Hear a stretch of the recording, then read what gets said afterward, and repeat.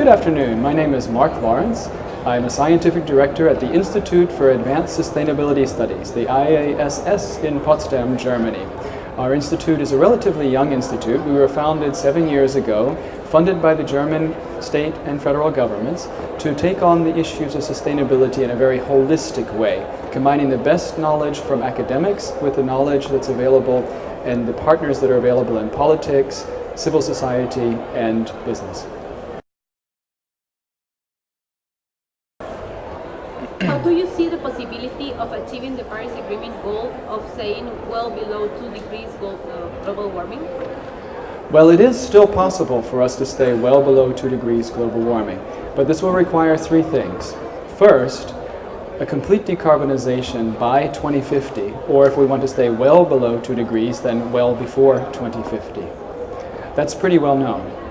Second, what's less well known is at the same time, we'll have to substantially reduce our emissions of soot, of methane, of ozone precursors, and of the HFCs, which are currently responsible for about half of the global warming.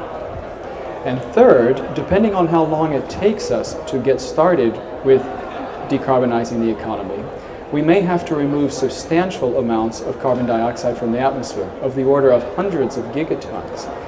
This is possibly to be done using technologies that are not yet proven, that have not yet been tested, that would take a huge infrastructure development, large investments to build them up to this scale, and with potential impacts on the environment and on societal sectors, such as on the agricultural sector, that we don't understand yet. Now, in addition to these, there's some discussion of the possibility of applying a number of techniques that have been considered for increasing the reflection of sunlight. These go under the name of solar climate geoengineering. Our knowledge about these at present is very poor, about the technology and about the sciences, but what we can say is that if we ever were to develop and want to deploy such techniques, developing the governance to do so fairly would probably be as difficult, if not more difficult, than the governance around implementing the Paris Agreement. And while I say it's possible for us to achieve the Paris Agreement goals, how likely it is depends on the willingness of our policymakers to adopt choices for large systemic changes in energy, in transportation, in the agriculture sector, and for people to be willing to find ways to make sustainability enjoyable, to make sustainability healthier, so that when they make choices that are in favor of environmental sustainability, those become sustainable choices. The IASS has several projects that are working in the realm of climate change. Most of our projects are working in a way that we call transdisciplinary, which is combining the best of knowledge from the academic world with policymakers, with civil society, and with business. Projects we have include looking at climate change governance, for instance, looking very directly at the Paris Agreement, how it came about and how it can be implemented. Being involved in climate action, for instance, our membership in the Climate and Clean Air Coalition and our participation in the UNFCCC Conferences of Parties. We also have projects looking at the relationship between air pollution and climate change for the reduction of the emissions of substances like black carbon and ozone, like I talked about before. And finally, we're working on this very controversial topic of climate engineering.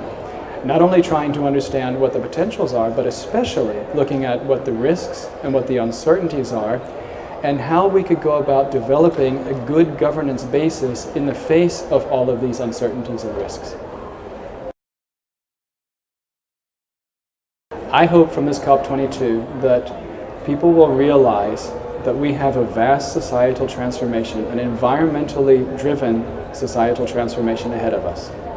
And that transformation will either come reactively, as we react to the impacts of climate change, and we chase after it to try to adopt, and we chase after it to try to mitigate, or it will come proactively, as we decide to actually follow our will to try to keep global temperatures under 2 degrees or well below 2 degrees over pre-industrial temperatures, and we proactively develop mitigation, and then we reduce the amount that we have to adapt in the end. In the end, I hope that this conference will bring us more information, scientific information together, and the inspiration that we need to make these choices, both at the highest political levels and also at the grassroots societal levels.